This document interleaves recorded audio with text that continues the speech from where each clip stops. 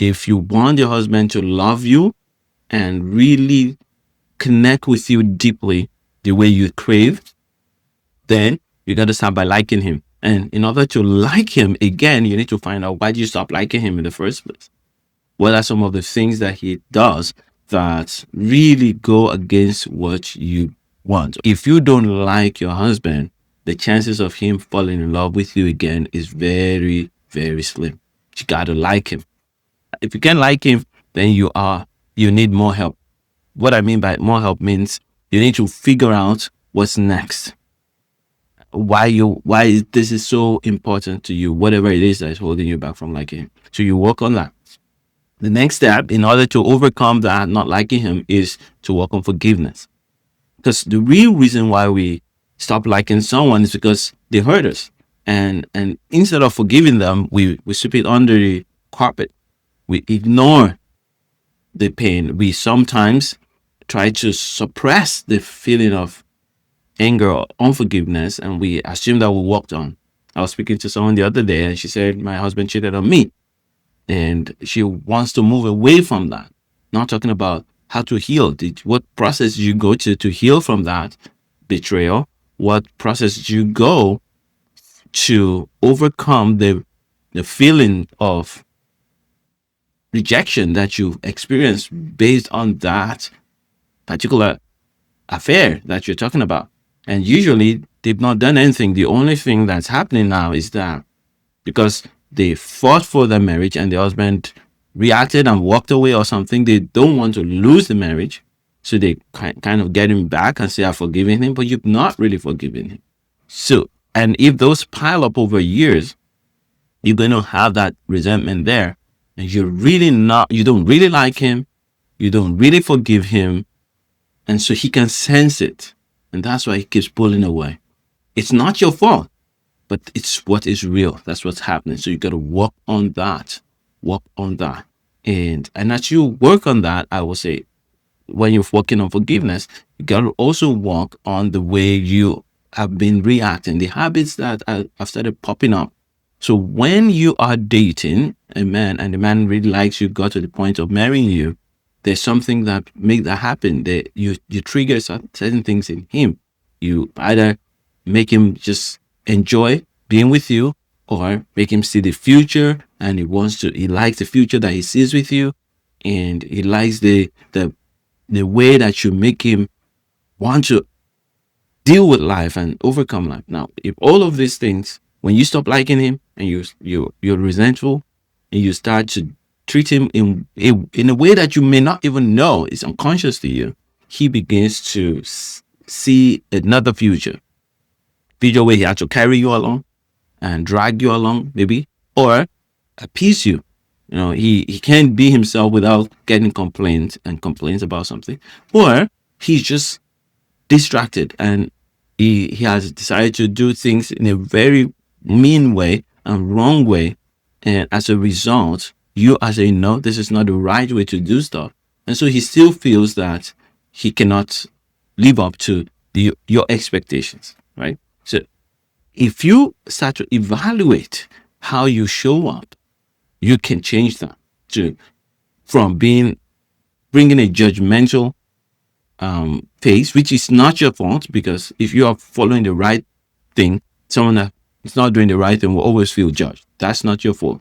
But you can, with the help of God and with the help of just being aware of what's going on, you can change the atmosphere. You can use your words to say, you know what, you may feel a bit attacked by my lifestyle, but I want you to know that I've chosen you and I'm going to stand with you to get to the goals that you want to get to, which is what you know. You may know where he wants to be, how he wants to get there, then you can show yourself as the person who is standing with you to get there, rather than standing to say you cannot get there.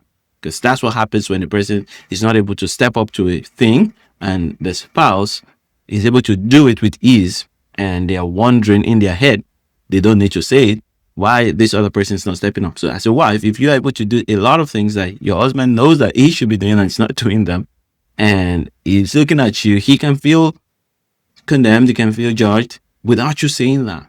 So all of this, once you get to know them, Then you can start to reconnect by making little efforts to bring that into your marriage, that confidence, that space of saying, I care, I know, I see you, and I want to walk with you. I'm not just, I don't like you just because I'm imagining that you are this other person. I can see your weaknesses.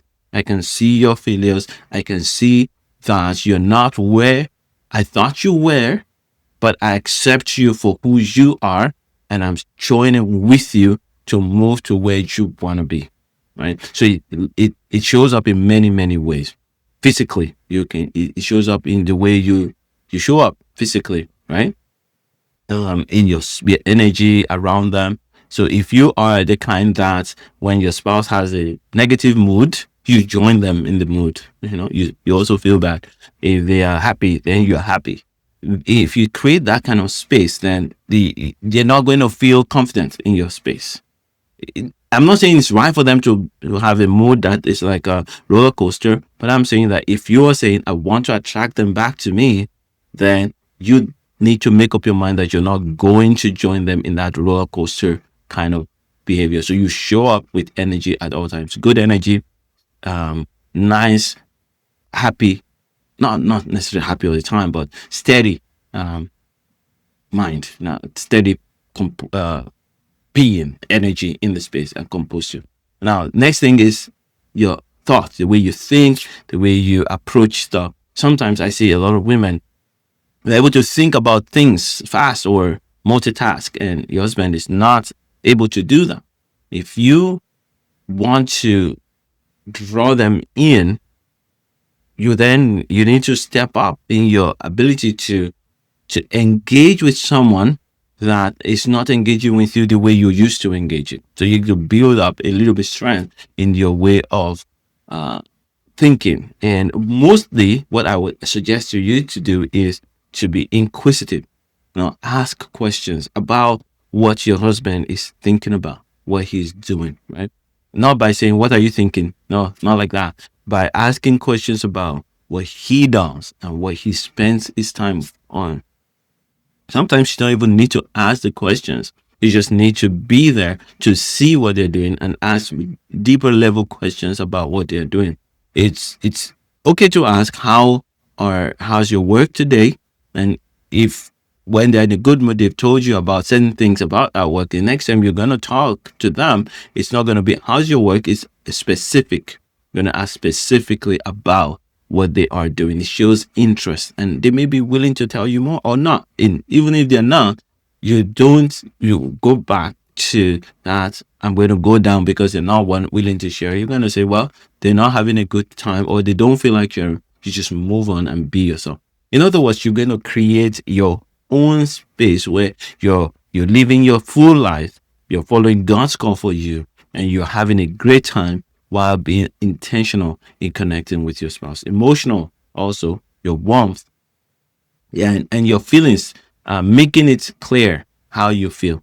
It's important. You may wonder, if I tell my husband how I feel, he may feel that I'm wanting him to fix that. Not necessarily. There are ways to be honest with your emotions, not controlling, but honest. It's easy to fall into the trap of controlling, which is what a lot of women do when they've not built up strength in this area, which is you want to make him behave in certain ways, and so you try to trigger his emotions. No, don't do that. What you want to do rather is let him know exactly how you feel. If you feel that whatever he's doing makes you scared, you let him know that this behavior scares me, but I know that you are doing your best. So once he knows how you feel, and you're not trying to force him to do what you think he should be doing, he loves that because it gives him room to prove that he loves you as well. And then spiritual groundedness. You need to be spiritually strong, and you need to fight for your marriage in the place of prayer and stand against the lies of the enemy. And then model the kind of life that you're expecting to see. Now, it is true that the man is supposed to be the head of the unit spiritually and inspire the wife to follow God and listen to God. But if your husband is not in that space, then you can choose to lead in that space. And what does that mean, to lead in that space? It means to be soft in the presence of God and listen for instructions. Ask God, Lord, how do I show love to your son today? Not religion. You see, I see a lot of women trying to show that they are spiritually strong, and they do that by going to a lot of spiritual events and talking so well about their pastors, but disrespecting their husbands in the process. So this is not what I'm talking about. I'm saying be spiritually grounded, not necessarily attending so many more events. Attend the ones that you have to do once a week and the midweek ones, yes. But more importantly, be very grounded in your personal time with God, in your prayer time with God, in drawing your strength, your emotional strength, your physical strength, your mental strength from God, from your presence, from your fellowship with God. And if you're doing that, you're going to begin to stir something deep within him that he doesn't even know. All right. So you want him to feel very good around you, not evaluated or not pressured. That's the kind of thing you want to think about on this step. So the first step is to create the atmosphere change, the way you approach stuff. No complaining, no correction. Just leave things, just change it. See him as a good roommate and pull back a bit to create that space. Second thing is engage in a way that is built on your foundation on God, your depth of connection with God, and your personal choice to pursue your goals, your life.